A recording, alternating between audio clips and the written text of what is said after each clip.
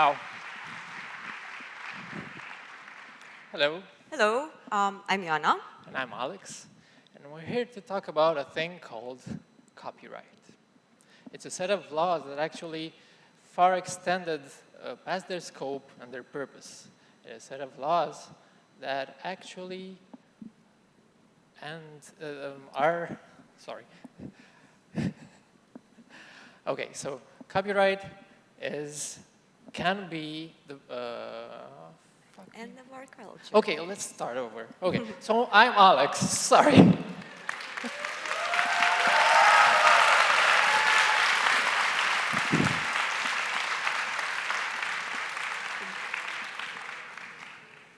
And I'm Ioana.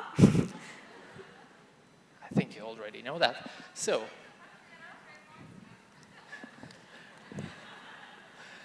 we're gonna talk about copyright. It's a set of laws that far extend their scope and the purpose, and a set of laws that can bring the end of culture as we know it.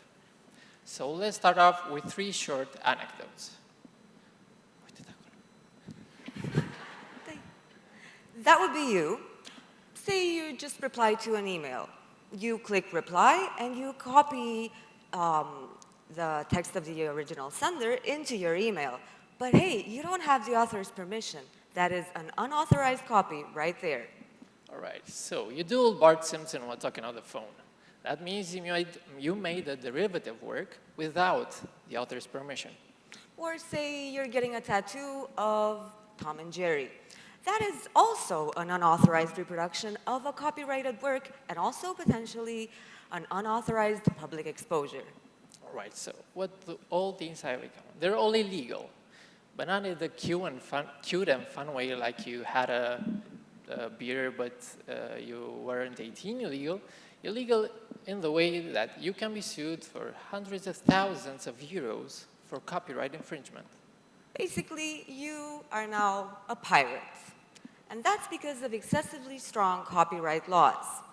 But since you're in this conundrum anyway, you might as well try and find out how it is that this has become possible nowadays. Take it away. These same movies you see in the theater, I got them on DVD and they're free. Free. Free?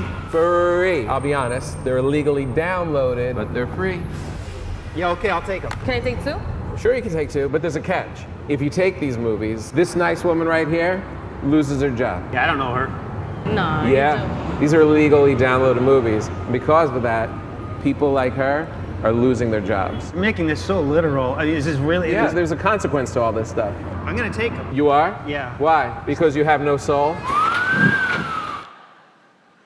All right, so copyright or no soul.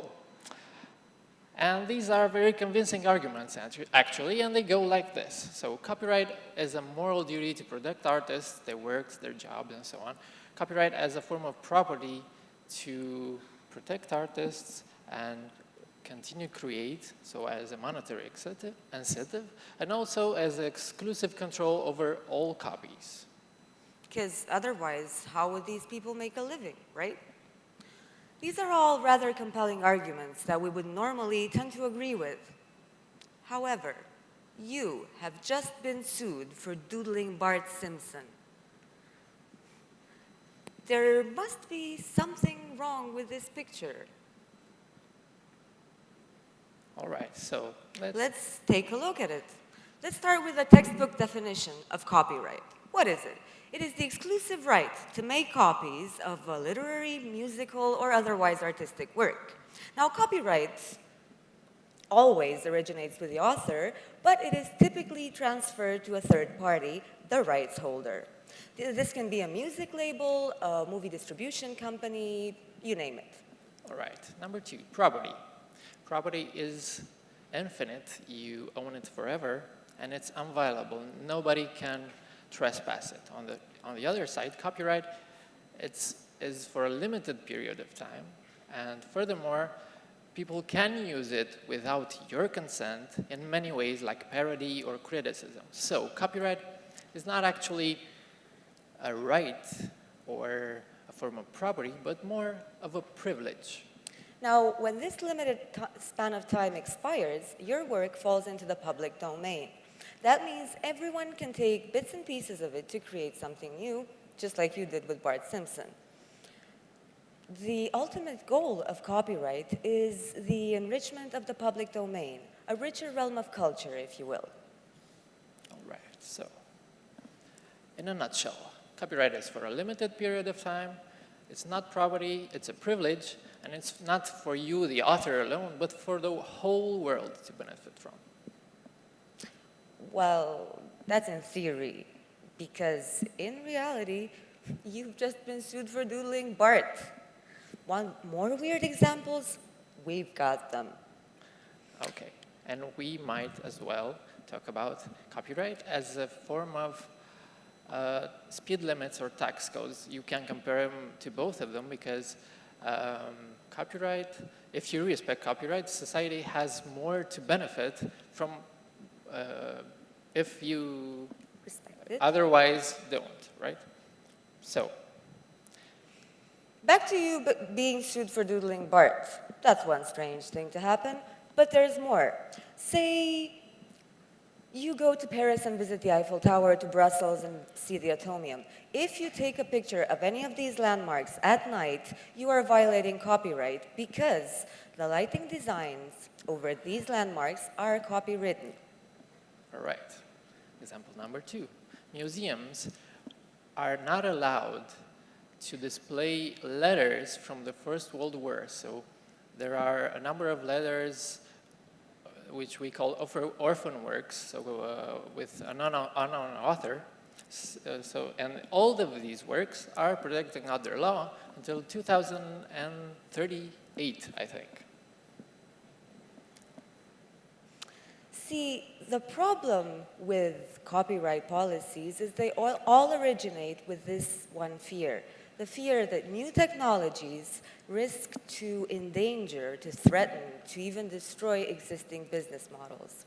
Right, and their solution is stricter control for authors, for distributors, for producers, so they can continue to create. So here's an industry that relies on control as an incentive to create. That sounds strange. Let's break this argument down into two. Number one, control. Now, any manager anywhere will tell you that too much control is a bad thing. Let's take the public domain. Public domain is an uncontrollable resource. It's an immense source of inspiration to which anybody has free access. So, It's not just this hippie ideal. yeah, it's not a hippie ideal, but a real thing. And you're not supposed to make money out of it, right? Think about a world in which there were no awesome stories with zombies and vampires. Well, you see, 95% of these awesome stories that some of you probably like would not exist if zombies and vampires were not in the public domain. Okay. 77 years ago, Walt Disney released Snow White. It's an original work, of course, but heavily based on the Brothers Grimm story, which was in the public domain. But the Walt Disney's film is still under copyright until 2036. That means you can't create something new based on it, even though that is what Disney did to the Brothers Grimm story. Too much control is a bad thing. Now, let's delve even deeper into this. Current laws, current laws say that copyright extends for the author's lifetime plus another 70 years. That means that most works created during the 20th century are still under copyright today. That is a whole century of works. If you can't quite wrap your head around that, let's put it this way. So almost the entire history of film and movies is still under copyright. Also, almost the entire history of recorded music. And all of this is lost culture. So ask yourself this. Can copyright really stimulate production of new works if there are no works to build upon? And is a dead author, or does a dead author care that 70 years later his work is still protected by copyright. Chances are that that author doesn't care, because they're dead. But who does care? It's those rights holders, the third parties that have gotten used to owning and financially exploiting those works, those same individuals and organizations who are constantly pushing for more control. Right, so to them, unknown material is a tragedy. To them, culture is a farmland that you have to exploit. You have to take money from it. If you don't, it just goes barren. So that's what they think. But we know it's not true. So think about how awesome it would be to make your own version of Lord of the Rings or The Godfather or 1984. If, I don't know, James Bond or Indiana Jones were in the public domain, you could create your own adventures with them. Right. Too much control is a bad thing. Number 2, the incentive. So you don't always need the promise of money or control to make stuff. Most of corporate works are made purely for money, and we should find ways to protect them. And Mozart or the Beatles actually did work for financial gain at one point in their life. But explain us this. At the moment, there are 307 million photos freely licensed on Flickr. There are 10 million videos on YouTube. There's a total of 882 million Creative Commons licensed works online today. See, the thing is that with the advent of new cheap technologies and the internet, works have more room to breathe. And that breathing room has made us aware that sometimes innovation and creativity happen in far, far more interesting places than under proprietary control or moral rights or under the rule of financial incentives. All right, so some industry players actually realized that maybe limiting control brings them more advantages than any drawbacks they can think of. So Android and Linux, the market leaders in OSs and smartphones and servers are both licensed freely. Tesla Motors, the market leader in electric cars, actually released all of their patents this year. So people don't need the promise of control or money to create. Because, it's not like there's a shortage of stuff like jokes, original jokes, perfumes, food recipes, clothing designs, furniture designs, car body designs, and all these industries have very low protection under the law. There's a very limited production. But in gross sales, this is music, films, and books, so the most copyright protected industries. And this is furniture, fashion, automobiles, and food. So control is an incentive to create? Not anymore. It was a hard argument to make 50 or 100 years ago, but today it definitely doesn't hold. Okay, so what about our moral duty to the artist, right? How else can authors make money if everything is for free?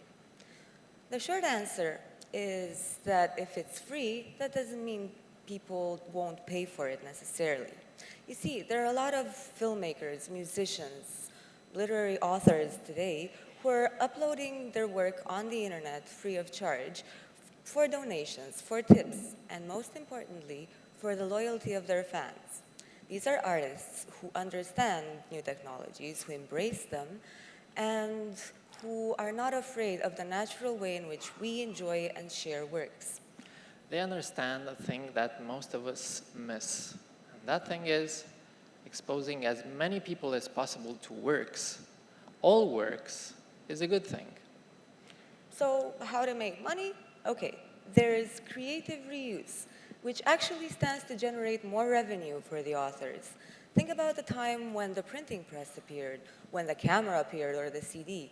All these new technologies essentially open new channels, new venues, and new media for authors to get their works across to more people, broader audiences. Piracy. Actually, some of your biggest fans are pirates. They're 3 times more likely to come to your concert, buy a t-shirt or a poster, and in sales, pirates are a lot bigger than non-pirates. They spend a lot of money both on physical merchandise and digital merchandise. Okay, so money? With the advent of crowdfunding platforms like Indiegogo, Kickstarter, and a lot of others, the way in which authors can make money today has changed forever. For instance, musicians can offer their albums for a lower price, but also incentivize their audiences with nice little personalized perks. Or they can create special limited edition packs that fans would be likely to pay more for. They can offer bundles. Or, as some are already doing, they can offer their works for free with this amendment that you can donate if you want to. And you'd be surprised how much money one can make if one constantly puts out good quality work. People will support you if you don't make them do it. You know what? You don't even have to trust us. You can ask artist Amanda Palmer, who has recently made $1.2 million all on her own. Okay, so here's a picture of a cat. You've come to this point. You deserve it. It's freely licensed also. All right, so copyright is a very difficult subject, and especially difficult when you don't got all the facts right. So we started a web series that tried to tackle these issues, debunk some myths, and bring all these facts to light. We've done this because we believe the debate on these issues is very important. We need an actual debate that would reach past the advocates, past the lobbyists, past the researchers, that will be balanced enough to reach the general public. You know, him, me, you, and the rest of the guys who risk getting sued for doodling Bart Simpson. Our web series is called Copy Me. You can find it online on YouTube, on Vimeo, and on the Pirate Bay. So share it, download it, Remix it. enjoy. That's it. Thank you. Thanks.